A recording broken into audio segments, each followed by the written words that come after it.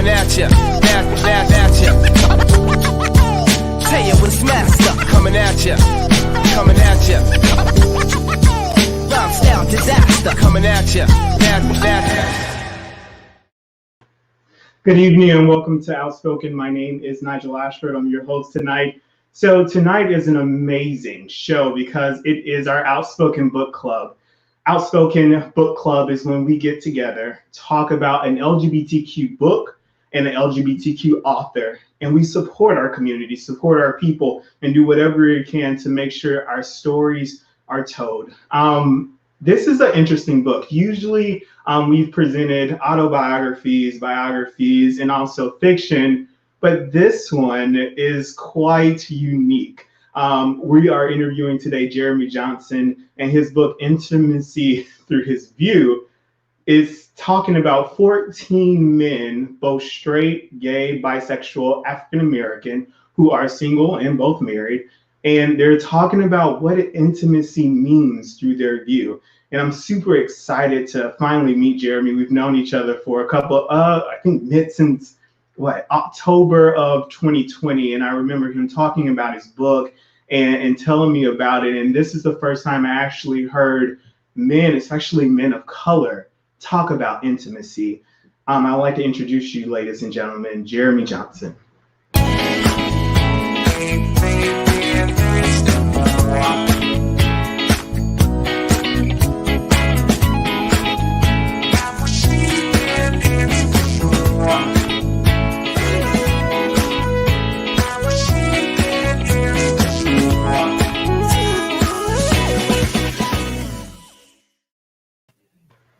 Welcome, Jeremy. How are you doing, man? I am well. Thank you so much. How are you? I am doing as great as I can get. I got my new background, so I've been cheesing. It looks amazing, and you look amazing. We were trying to upgrade. You're my first guest that get to experience this, so I'm like really, really, really excited. Well, I'm super honored. You see my little, it's so funny. I had my book signing back in, what was that? We're in March now? I think back in COVID just mashes it all together. It's going to be like 2021 to 2022. Like everything is just going to be one whole year. Exactly. I had my book signing back in December. And I tell you, when I took the backdrop down from the event, I was like, I'm not going to be here much longer. I'm going to be here 6 more months. I'm not putting it back up because it was too much work. And I'm like 5'5.5", 6'5'6". So I was like, Jesus, you're a little man. I'm such a little man. I'm such a little man with a big spirit. do you have what do they call it? The Napoleon little man syndrome? No, the Napoleon, what is it called? The Napoleon personality. When people are like, they've been picked on so much for being short. So now they make sure they're being heard. So yeah. So I was told that was called little man syndrome or something like that. But I don't know. Some people say I have that. I don't know. You're gonna hear me definitely. I'm short and I don't want to use the word petite, but I'm loud. So but you're loud. Yeah, I'm definitely short and loud. Maybe you should be the outspoken one. I'm just honored to grace your presence, sir. So Jeremy, now you're currently in Atlanta, but you're from Newark, New Jersey, correct? That's correct. I was born in Newark, lived there for several years. Our parents, my family relocated to South Carolina for the first time when I was 2. And I lived in South Carolina from 2 to 6. And then we moved back up to New Jersey, stayed there from 6 to 13. And then we relocated back to the South. And I've been in the South ever since I was 13. So I'm definitely a Southern gentleman. But I know that had to be a huge culture shock going from New Jersey to now back to the South and back and forth and back and forth. It definitely was. In fact, it was like easy breezy for me to breeze through middle school. My last year of middle school, that's what I spent. When I relocated to the South, I spent my 8th grade year. And it was pretty easy academically. I was able to breeze through. I think I graduated salutatorian from middle school, and high school. I graduated in like the top 5%. So I was like, yeah, this is easy. Okay. But and in addition to that, there was definitely a change of pace, as I guess I would say, as compared with living in New Jersey from what I can remember. So you just recently moved to Atlanta, what, 3 or 4 months ago? So I actually moved to Atlanta the very first time in 2009, and I was, Okay. I was there or here from 2009 to 2012. And then in 2012, I was given the opportunity to go overseas and work as a musician with the Heat Band. And so I was there from 2012 to 2015. And that's when I relocated back to Atlanta in 2015.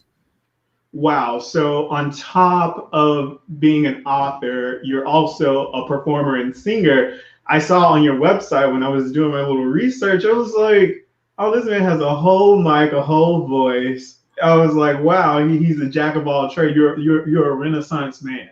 Yeah, I like that. You know, some of my friends and fans, they say, "Man, you're a whole mood," as they say, as they like to tease me. So I wear that. I mean, I definitely wear a lot of hats. When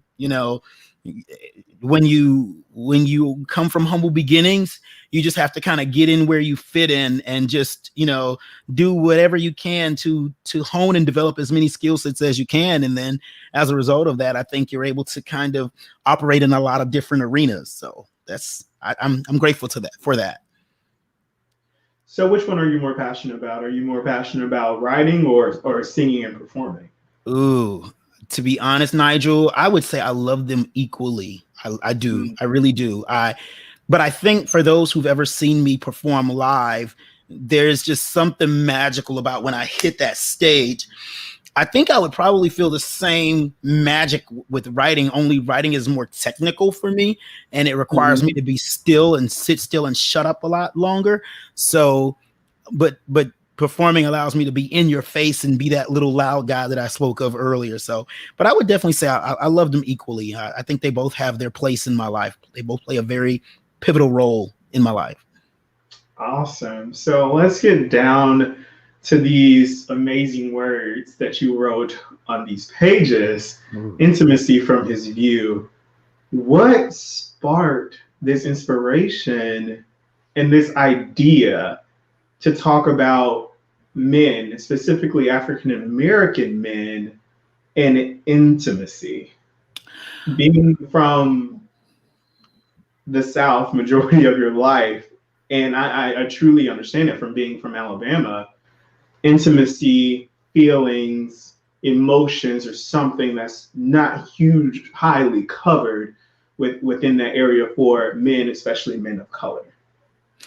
Yeah. So as I've shared in several other interviews, and sometimes I wish I had a, a more profound answer, but I don't. Simply put, this book was simply divinely inspired, and I mean that as humbly and truthfully as I possibly can. Um, I was in my apartment one night. I think I had just come home from work and I was ready to go to bed because I was very tired. But Spirit spoke to me and said, I have an assignment for you. And I'm like, as just like we're talking right now, I was like, what? Like looking for that other person in the room, but it was really just the voice within, spirit within saying that it had an assignment for me and that all I needed to do was say yes, submit um, to being the vessel that was used for this project, and that the way would be made clear for me to bring this project to fruition. So I take no credit other than I am just the physical being that was used. But truly and honestly, this book was put on my heart through divine inspiration. Oh, that's awesome. So you're saying this book is a pathway towards your purpose. I absolutely believe it is. Yeah, absolutely. Absolutely.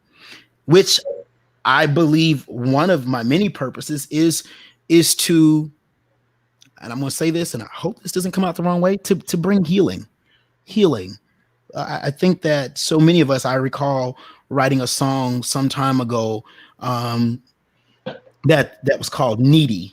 Needy. And in the words, it just says, I am needy. Um, my heart is bleeding. I need a healing save me. Those were the lyrics to the hook. And so in so many ways, I think myself, there's areas of course in my life that need to be repaired and healed. And I think that there's so many of us that have experienced brokenness from different traumas, forms of trauma. And so I think that part of the purpose that has been given to me is to be a facilitator of that healing. That's amazing, man. So I just want, this book was so interesting to me because it has so many perspectives. And just make sure I'm not incorrect. You had 14 gentlemen from the ages between 30 and 60. Some were single, some were married, and some were straight, gay, and also bisexual, correct? I would say that. I would definitely say that. And I say 14, 15 including myself. So it's 15 Including you. men, 15 Okay. questions. And like you said, all that other hodgepodge of differences that you mentioned, all walks of life. You mentioned that the diversity of ages. The only thing that I really wanted to have as a common factor between the men were that they were all men of African American persuasion or African persuasion, Black men. But beyond that, I tried to capture as much diversity as possible, because to me, that's truly the only way you can, encapsulate what Black men feel about this content matter. So yeah, differences in terms of sexualities, in terms of work, force or work industries that they were involved in, marital status, penal system status in terms of if they've ever had any experiences with the law or the penal system. So yeah, just as much diversity as I possibly could. Now I feel really good about the different men that I was able to speak with.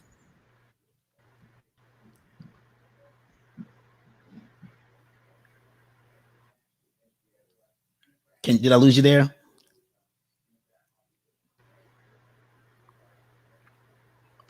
It looks like Jeremy is frozen. Am We're I? gonna get him right back.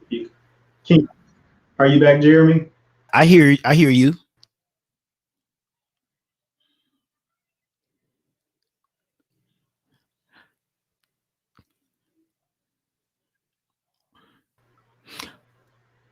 Okay, Okay. we're back. All But right. go back to what you said. In So choosing these gentlemen, well, let me ask you this: in choosing these gentlemen, it's not easy with being a man and especially a male of color, revealing intimate questions such as these. How were you able to find these individuals, and what made them say yes? me, no, I was joking. No, so um, I many so some of the gentlemen I actually know personally. Okay. Others of them I have either been developing a friendship or relationship with via social media. At the time I started this project, I put out a very broad request, explaining what it was I was looking for. There were certain gentlemen that I just knew off the bat. Again, by divine inspiration, I was told this guy will be a great candidate. This guy will be a great candidate. And some of those guys that I felt would be a great candidate said no. So then, of course, I had to go to the next available person. But it's literally a combination of men that I either know personally or men that I've gotten to know through social media. Yeah, over the last several months to several years. And as far So, as what made them say yes, I think that I believe I presented the project in such a way that help the gentleman to understand that, first of all, I believe this was a great opportunity to be able to lend voice as a Black male to this subject matter, to this content, and just to know that, hey, if you lend your story to this work, it's going to play a role in, again, healing and transforming the lives of yeah. so many Black men and women, to be honest with you. So One thing that I did notice in looking at the ages and being a 28-year-old myself, a person in his 20s, you didn't get the point of view from someone who was under the age of 30. Why was that? I don't know that it was deliberately done. I don't think I said, I'm you know gonna what, call I'm you not an gonna. ageist. Huh? I'm gonna call you an ageist. Yeah, I don't know that as I was setting out, I said, well, I'm not gonna talk to 25-year-olds. But as I in hindsight or in retrospect, I Mhm. will say that I believe it was challenging enough for the men in the age ranges that I did interview to openly express about intimacy. I'm not saying that a 19-year-old or a 20-year-old or a 25-year-old for that matter is not able to speak about the topic of intimacy or about the subject of intimacy, but I definitely believe that it is something that as we get older and more experienced, then we have a little more available for sharing, as opposed to a young guy who's not really experienced the hurt or the pain or relationships or friendships, breakups, makeups, and so forth and so on. But again, it wasn't purposeful. Hey, I'm going to avoid you guys. The guys that accepted were the ones who accepted, and those who weren't able to make this project can definitely be in the next one. So, Jeremy, going off on that, one thing that when you said some people who are older may, more likely to experience what intimacy is. Do you feel that with this new generation, the Generation Z, right after us millennials, people are becoming way more, well, a lot more free? People are filming their sexual acts way more. People are creating the OnlyFans page. People have more options and they don't stick together anymore. You have online dating. If one relationship doesn't work, people are quick to move to the next.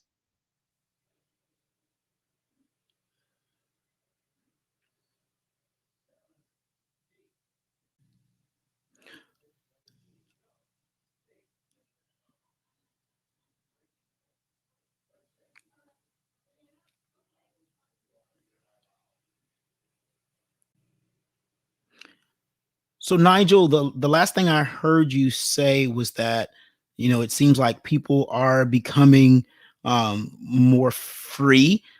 Guys are that straight guys, gay guys, everything in between are seemingly this newer generation are becoming more free in their actions and um, in some of their behaviors. Um, I didn't quite catch the question. So if you're able to hopefully come back on, I'll get that question so that I can respond to it. But I definitely would love to respond to that.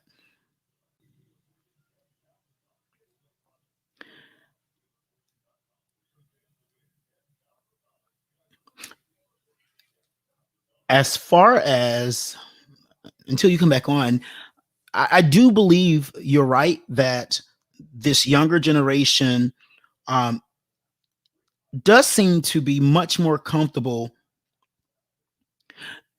Um, seem to be much more comfortable with, as you said, um, exposing parts of them or expressing parts of themselves that I don't know that I would be so comfortable expressing so openly and freely.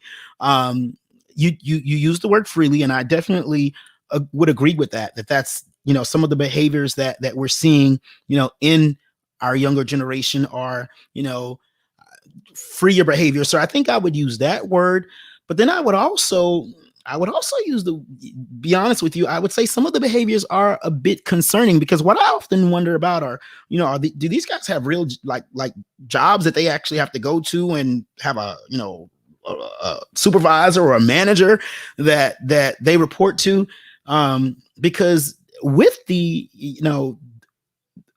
success of the internet, with the use of the internet and the availability of the internet, it's like you post something, it's there forever. I don't care if you hit delete on your phone or delete on your laptop, it's there. And so, you know, um, no disrespect to anyone who owns, who mans an OnlyFans page, or, who's full out doing their thing and exposing their most intimate and private, areas of their lives. I do question, though, that whether or not is that in their best interest. But I will say this: I don't necessarily agree that just because we see two men performing for our viewing pleasure sexual acts, that it's necessarily shrouded in intimacy. Or I would say that it's shrouded in sexual intimacy, which is only one form of intimacy, when there are many different forms of intimacy. So while I am waiting on Nigel to return, I'm just going to share, I guess, a little bit more about the book for those of you who, and I'm hoping I don't cross into any questions that may be asked. But again, I think one of the beautiful things, Nigel asked me earlier about, how did I, go about finding the men to be a part of this book. I've always thought of myself as a man's man, and by that, what I mean is that, yes, I am very much a part of the LGBTQ plus community, but I love to think of myself as a man who gets along with men from all walks of life. And so it was interesting that when it was time for me to take on this project, as I mentioned earlier, hearing the divine voice telling me this is what I was, being, charged with, initially that was a concern of mine. Okay, God, how am I going to get, these heterosexual men to answer these, very personal and intimate questions, beautifully enough, when I did present, the project to the various men that I worked with, particularly the heterosexual men that are part of this book, it was really refreshing to know that these were men who were ready and I would dare say even desirous to share from their own personal experiences and to lend their voice to this subject. And even today, as I go about and I'm constantly, striving to get this book in front of people, it's often, men who, as far as I know, are heterosexual men who will look at the title and say, you know what, dog, you're on to something, man. We don't talk about that. We don't talk.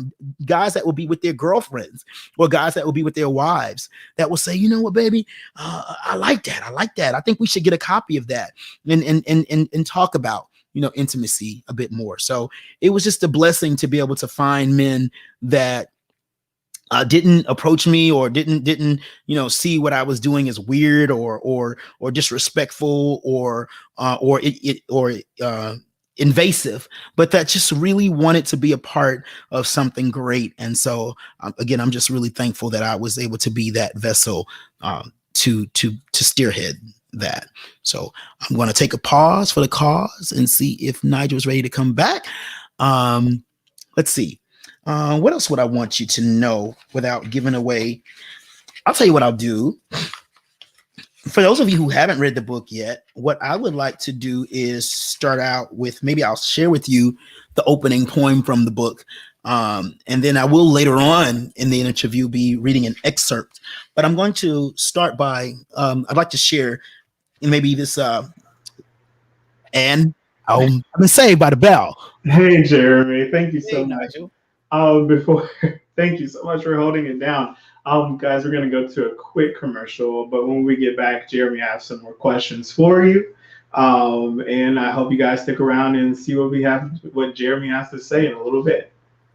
Thank you. It's time to step up, prep up. Step up, prep up. To help keep you free from the risk of HIV. From the makers of Truvada, there's another PrEP option, Descovy for PrEP, a once-daily prescription medicine that helps lower the chances of getting HIV through sex. It's not for everyone. Descovy for PrEP has not been studied in people assigned female at birth. Talk to your doctor to find out if it's right for you. Step up for health and body. Prep up for your one and only love, or many loves. For kings, this queen, and you royals in between. For my now. Our now. And my future. Our future. Step up, prep up. Descovy is another way to prep. Descovy does not prevent other sexually transmitted infections, so it's important to use safer sex practices and get tested regularly. You must be HIV negative to take Descovy for PrEP, so you need to get tested for HIV immediately before and at least every 3 months while taking it. If you think you were exposed to HIV or have flu-like symptoms, tell your doctor right away. They may check to confirm you are still HIV negative.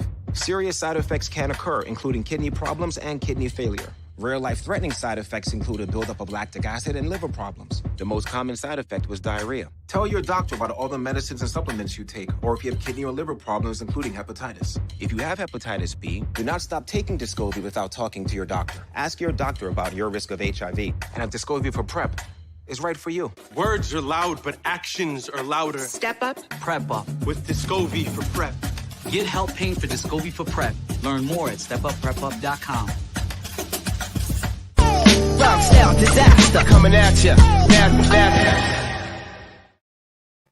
Hey guys, welcome back to Outspoken. Joining us is author Jeremy Johnson on intimacy through his view. Now, Jeremy, before we had that technical issue, I just really wanted to ask you with, we talked about intimacy and majority from your perspective, you feel that older people 30 and up would most likely experience intimacy than a person who is younger, which I kind of do agree. But one thing I would love to ask you, this new generation coming around, Generation Z, they are exposing so much of themselves. They are doing videos of every personal and private act that they have.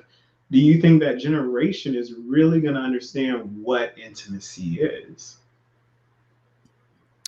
I think that this Generation Z that you spoke of, I think that the expressions, as we're talking about, like I think you're mentioning, like you mentioned OnlyFans or whatever other, Twitter. Twitter is really big on that now. Find your little nice 5-minute clip on Twitter.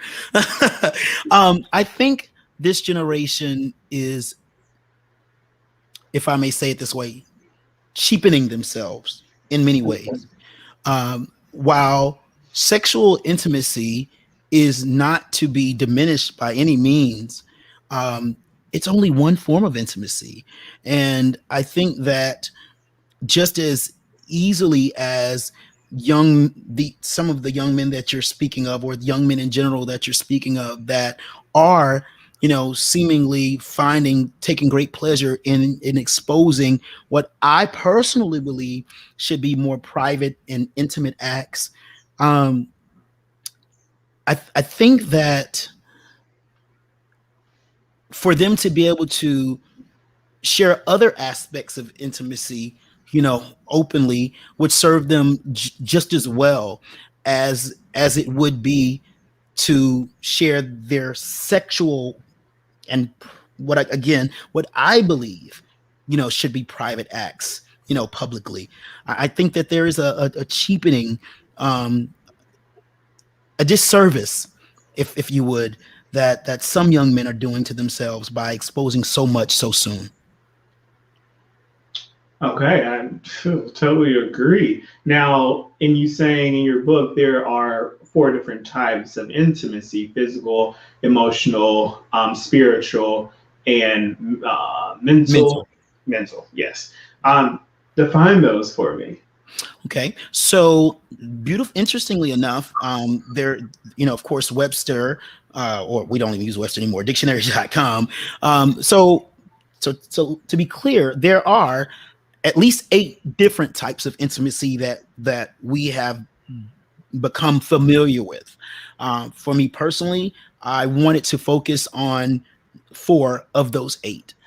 So let's start with physical intimacy.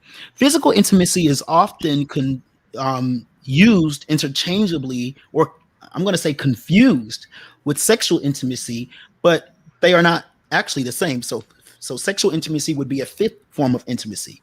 Physical intimacy is simply closeness, dealing with the proximity and closeness of another person or thing, even a dog or a cat or a plant, that ties people together. So physical intimacy. So example, acts of physical intimacy could simply be a touch of the hand, a hug, lying next to someone without there being any sexual energy exchanged at all. So physical intimacy simply involves the physical touch, but that is not relegated to sexual activity. Emotional intimacy deals with the matters of the heart. Intimacy as it relates to feelings, being able to express feelings to, again, a person, a being, a person, or another animate being or animate thing, like a dog, like a plant, so forth and so on. So being able to express those emotions, and then have those emotions be received well without without harsh judgment or judgment or criticism. So that's your emotional intimacy. So being able to say, I feel sad today, being able to express that with a partner, or I feel lonely, and I want to be able to talk about it. That taps into the realm of emotional intimacy.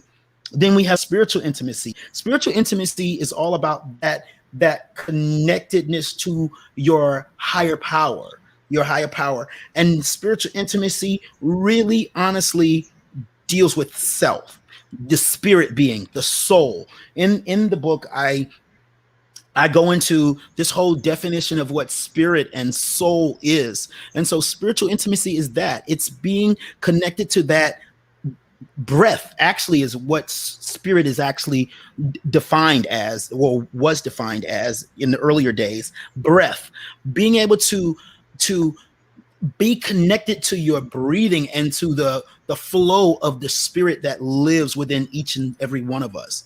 So and then the last one would be mental intimacy. That the last one that I covered in my book would be mental intimacy, and that has to do with the thoughts, being able to express thoughts in an intimate way. So an example of mental intimacy would be, I was having a conversation with a gentleman earlier today, and we were just, it's like, as we were exchanging different thoughts, it was just like, ooh, this is good, bro. Like, where you been? There's a whole connection. Yes. Yes.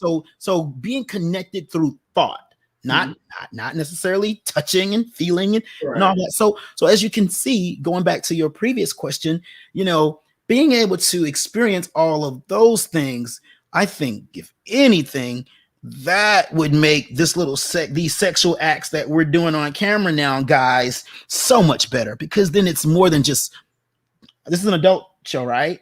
Correct. It's more than just busting a nut. Right. So Jeremy is saying that out of all of the categories of the intimacies, which one do you think most African American males, straight, gay, bi, whatever they personify themselves to be, which one do you think that we lack the most, or we don't even know how to receive, or we don't know how to give? Wow, I have not been asked that question yet. So wow. If I am to be honest, and starting with myself, because it definitely starts with me, I think spiritual intimacy is the one that we lack the most. Now, interestingly enough, we can never get away from spirit, because spirit is within us. However, there's so much stimuli in the world right now, and has always been, I guess. But there's so much stimuli that can be distracting, that we can neglect the spirit. I'm a believer that before we can really tap into any of those other forms of intimacy, we have to be tapped into spirit first. I think that I was speaking with a gentleman a few weeks ago, and he was just like, man, it's all about that nut. It's all about that sex, man. To me, when I hear a person speak like that, that is a person who definitely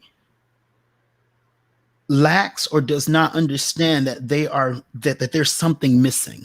Again, I want to be very clear. I am not I do not bash sex. That's all we got here. I love it. It's amazing. It's great. Right. But it's so much more amazing when we are tied to when we tie it into all those other forms of intimacy. A spiritual connection. Absolutely. So I think that's funny that you said that, because just from personal experiences, when I low-key lost, not even the low-key, high-key, when I lost my faith and my belief, I was having a lot of sex and I was trying to experience something that wasn't there. I was trying to feel a void. But it's something about when I found my faith, and it doesn't even have to be God for a lot of people. When I found something and I started focusing on myself, I felt like that void was filled and I felt full. And it was to the point where I was able to even go without, and my friends would tell me, because I was telling them 3 to 4 weeks without even masturbating. Because it was something that, I don't need this. And I was trying to supplement. And I feel like when you said we're trying to get that, in your words, a quick nut, that moment is a temporary, 5-10 seconds of, oh my God. But now it's like, I'm just happy to be. Yeah. May I speak to that? Yes. And if I think sometimes, it's important to share, like you said, from personal, just to express my own vulnerability, because throughout the book, you hear some of my voice. My voice is mostly heard through the commentary, but I want to be able to just share how much I relate to that, Nigel. When I lived overseas, and I don't say this as a means of bragging, but it is to lend testimony to what it is you just said. I believe I was so broken and for lack of a better word, hurt and lost. Definitely didn't have the self-love that I have today. And when I went overseas, I recall saying these words out loud. And to this day, again, I don't know what I was thinking, where I was, I guess, or I just said where I was. I was at a place of lostness and hurt and, trying to fill a void. I recall going overseas with this mindset that I literally wanted to have sex with a person from every single country. Like, that was a quest of mine, at the time, it didn't. I couldn't tell you I was broken at the time. I couldn't tell you. I couldn't articulate that was, I was feeling that because I was empty inside. But where did this quest come from? Is it something that you saw through media, or was it something that you saw through friends who said, "Oh my God, you have to try a Nigerian, or you have to try an Asian in China? They're great." Was it like hearsay? What sparked that whole I have to do this quest? To be honest with you, I at the time I left to go overseas, I was in a very toxic relationship. Mm-hmm. So if I were to be able to put, because I don't know that I've actually even explored more deeply within myself what created it, but if I in thinking about it now, I think the fact that I was in this very toxic relationship and I was able to get 9,000 miles away from that individual, there was just what I thought of as freedom to be able to do whatever I wanted, even if it meant doing detriment to my own body, spirit, mind, and soul. Oh, wow. Again, at the time, that's not how I saw it. I just saw it as having fun.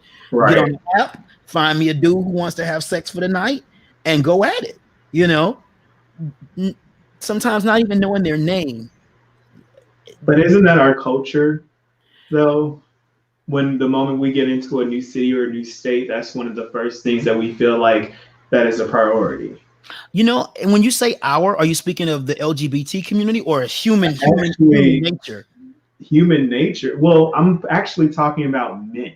Men. Not just gay, but also straight. I have straight friends. The moment they get in the city, I mean, they're on Tinder, plenty of fish, Bumble, or they meet somebody out at a bar or just out, period. And I'm gonna bang this chick. I'm gonna do her, or I'm here for the night. I mean, why not? So I do think, yes, I think in many ways that is a part of our culture, but I think it's a part of our culture again when we are at a place in our lives.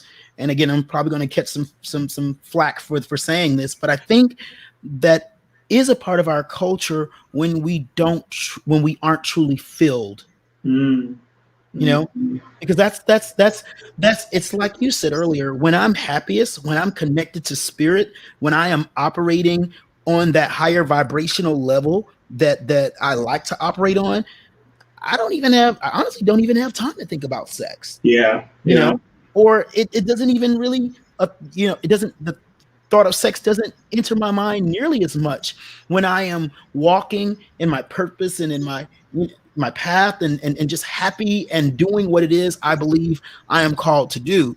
Now, does that mean, I don't get a little horny from time to time? No, it doesn't mean that. But I think it just definitely means that I'm able to prioritize and focus a lot more when I'm connected to, when I'm truly walking in tune with spirit. Right. All right, guys, we are here with Jeremy. We're going to go to a quick break. And then when we come back, I'm going to ask him a couple more questions, and he's also going to read an excerpt from his book. We'll be right back. For people living with HIV, keep being you and ask your doctor about Biktarvy.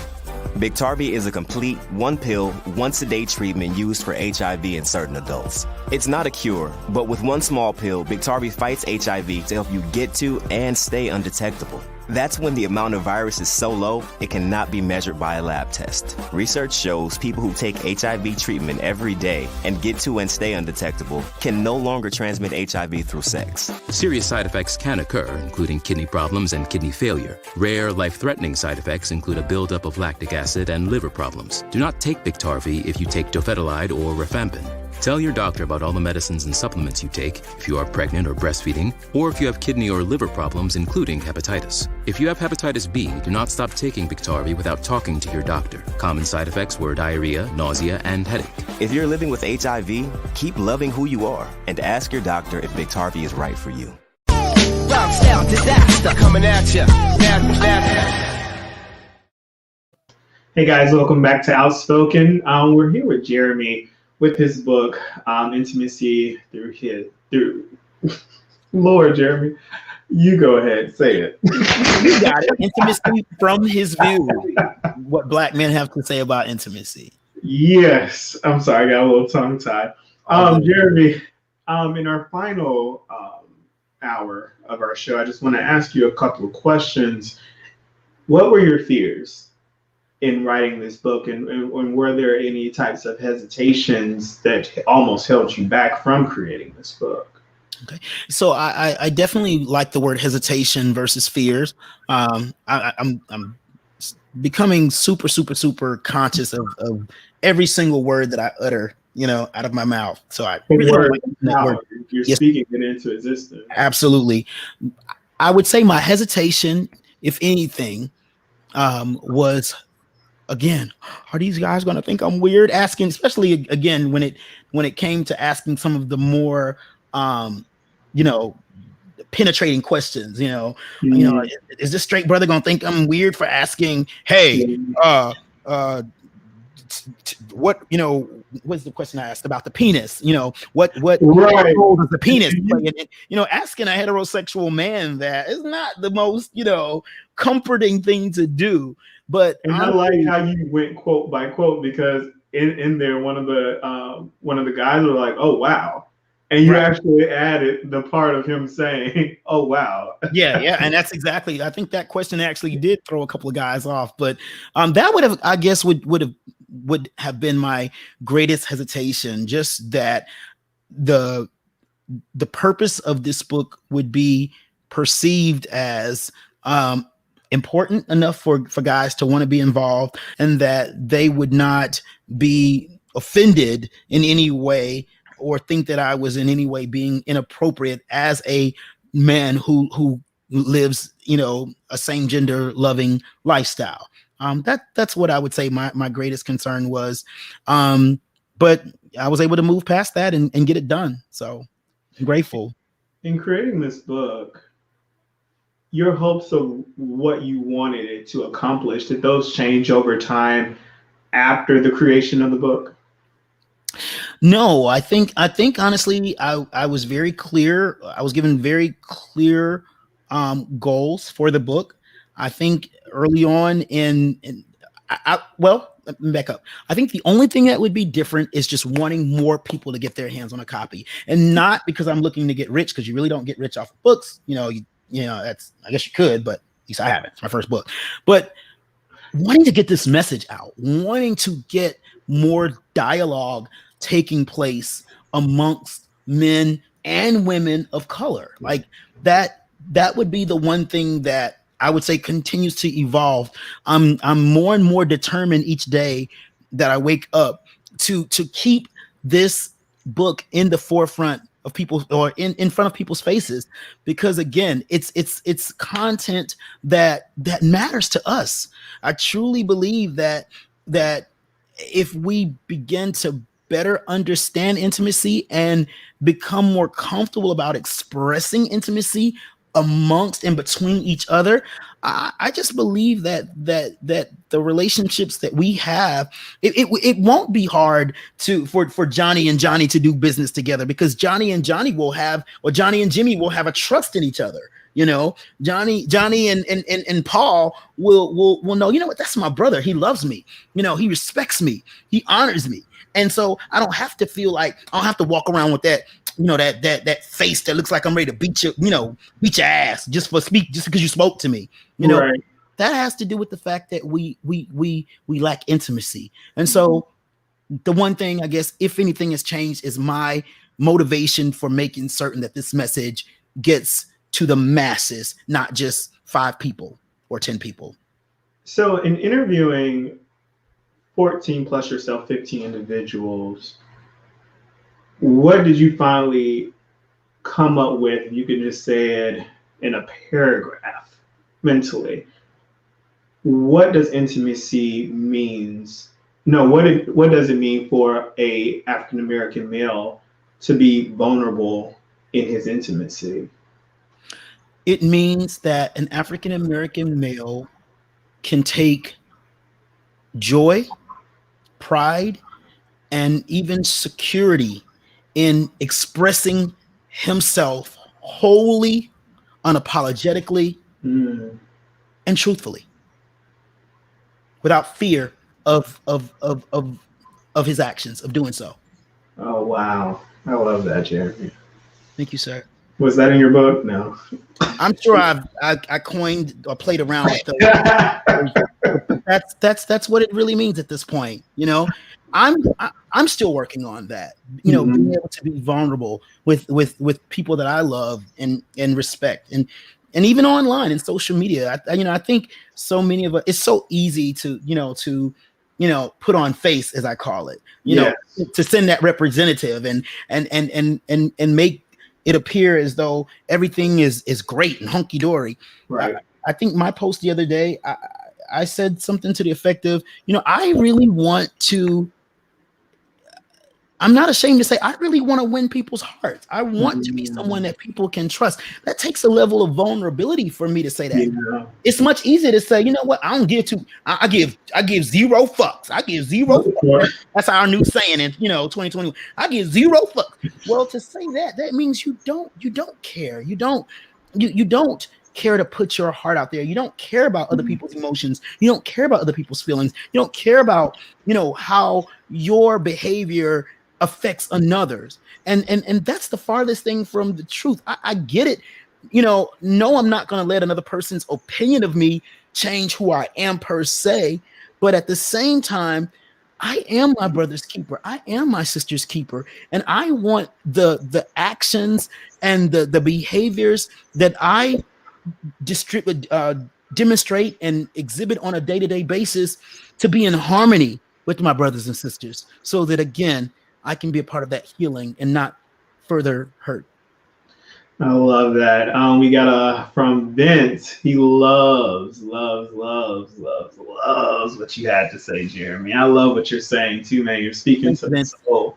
Jeremy, just a couple of more questions before you read your excerpt. If you could go back in the past for 5 minutes to speak to any age of any time to yourself, what would you say in those 5 minutes, or what would you tell yourself?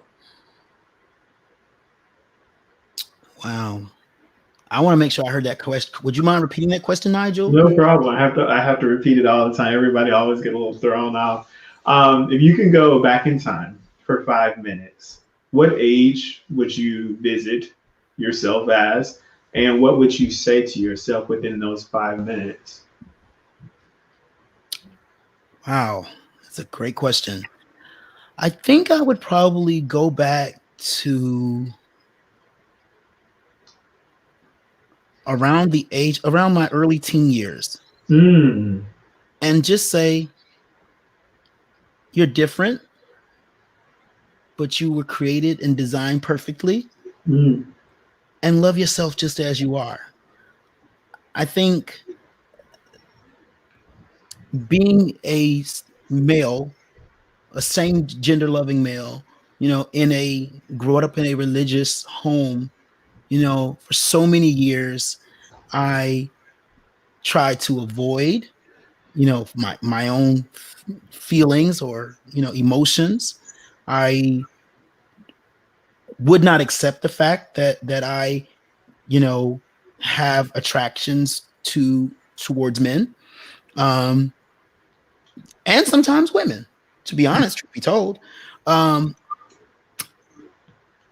to know that I'm designed perfectly as I am, I was then and I am now, and that I should be completely comfortable in the skin that I'm in. That's probably what I would tell myself. Oh, that's awesome, man. All right, ladies and gentlemen, we have Jeremy Johnson. He's going to read an excerpt from his book. I read his book. I loved his book. I learned some things about myself through this book. So I hope, even if this small passage will do the same for you, and we'll encourage you to go buy it and read the entire thing. So, ladies and gentlemen, here's Jeremy. Thank you. So one of the, so in part two is called Expressing Intimacy. And one of the questions in that section asks men, how and where do you like to be touched? How and where do you like to be touched? So I am going to share a couple of responses from some of the guys who answered that question. And I'm going to see if I can I like to kind of do my best to kind of get into character. So let me see if I can do that based on what I know my friends' voices or these guys' voices sound like. So Ash said, it depends on who's doing the touching. Ash lets out a hearty laugh, and this is my commentary, by the way. So that was his answer, and this is my follow-up commentary. Ash lets out a hearty laugh, just like the other guys I've interviewed before him.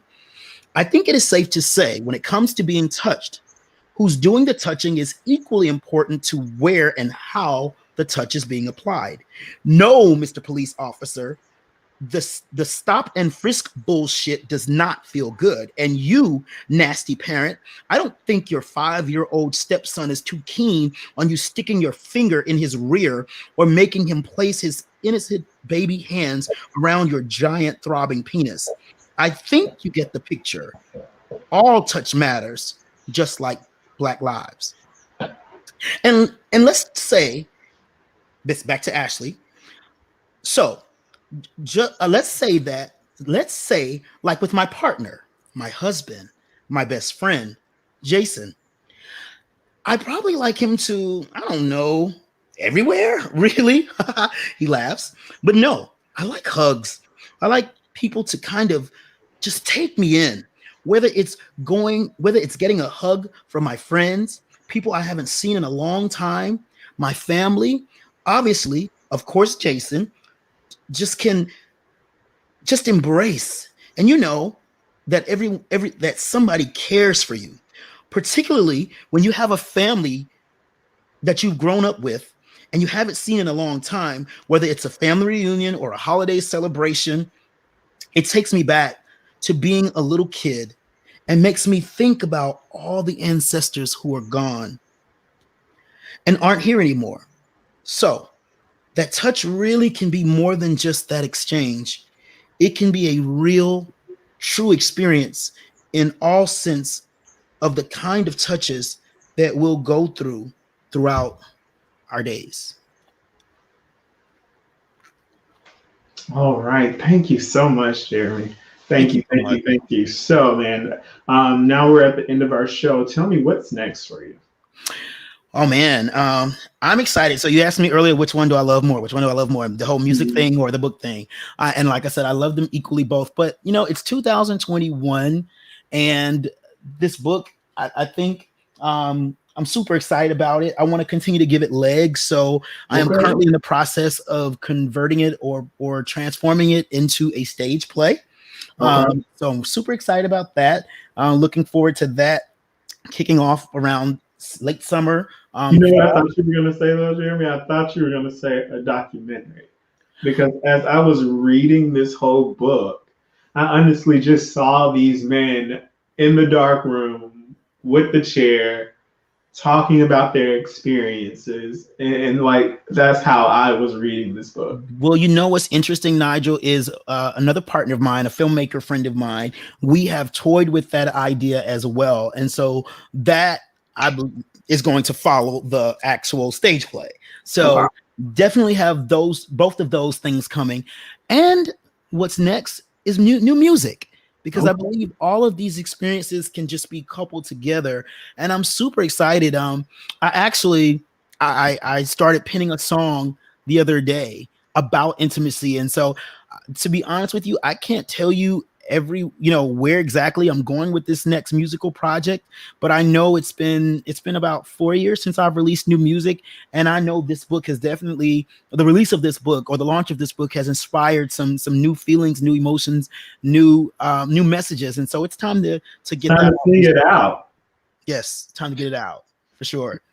So that's a little bit about what's next for Mr. Jeremy Johnson, aka Jada Prince. Okay, Jada Prince. All right, Jeremy. Tell us where we can find your book on your website, things of that nature. Where do we need to go? Absolutely. So to purchase this book, if you go to my website, it is just going to redirect you, thankfully, to Amazon, which is where you can find it. So you can either type the title in, if you can remember the full title, or just go to my website, which is jeremyjjohnson.com, and you'll see a link that says find the book. It'll take you easy breezy to Amazon, where you can find a copy. So yeah, that's how you can find me. Awesome, Jeremy. Again, thank you so much for joining us. Thank you for allowing me to use my platform so you can just speak on this amazing book. Thank you for having the guts to write this book on intimacy, especially for African-American men, because it's a platform that is needed. It's something that needs to be talked about. So again, thank you. Thank you so much, guys. I really appreciate you all for having me. I'm very grateful to you and Outspoken. Thank you. No problem. Thank you, Jeremy. Talk soon. All right, man. All right, guys, that is the end of Outspoken. Thank you so much for sticking with us. Thank you for viewing and tuning in, because without you, none of this would have been possible. Next week, make sure you join us. We are doing our first ever cooking segment. We're going to be joined by a certain individual, a certain chef who was just on a television show this past week for his cooking talents. So I'm excited to have him on. And we're going to be making something pretty special. So make sure you tune in for that. That's going to be on next Thursday. So again, guys, make sure you continue to support your LGBTQ community. You continue to gather allies, and we continue just to love one another and be there for one another and do what we can just to spread this message of love, community, and togetherness. So I can't wait to see you next time for the next episode of Outspoken next Thursday. But until then, I want you to stay outspoken. Have a good night.